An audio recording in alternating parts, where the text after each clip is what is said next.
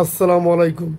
School কলেজের সভাপতির পদ নিয়ে শিক্ষা মন্ত্রণালয়ের নতুন নির্দেশনা। বিস্তারিত জানতে সম্পূর্ণ ভিডিওটি মনোযোগ সহকারে দেখুন, কেননা এটি একটি গুরুত্বপূর্ণ নিউজ হতে যাচ্ছে। তার আগে অবশ্যই আমাদের চ্যানেলটি সাবস্ক্রাইব করে পাশে থাকা বেল বাটনটি অন করে রাখবেন পরবর্তী ভিডিওর জন্য। বেসরকারি স্কুল কলেজের পরিচালনা পর্ষদের সভাপতি সরকারি চাকরিজীবী ছাড়া আর কেউ হতে পারবেন না।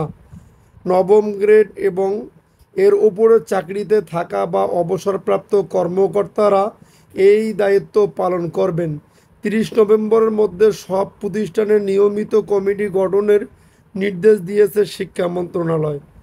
পরিচালনা পর্ষদের নতুন প্রবিধিমালায় শিক্ষা মন্ত্রণালয় জানিয়েছে, সভাপতি হতে প্রার্থীর শিক্ষাগত যোগ্যতা স্নাতক বা সমমান ডিগ্রি থাকা বাধ্যতামূলক করা হয়েছে।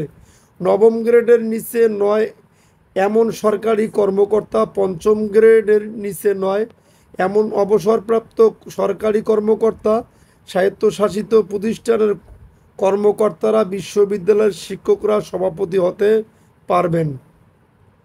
আন্তঃশিক্ষা বোর্ডের সমন্বয়ক খন্দকার এহসানুল কবির বলেন, বিদ্যমান নিয়মে একটি সংশোধন আনা হয়েছে।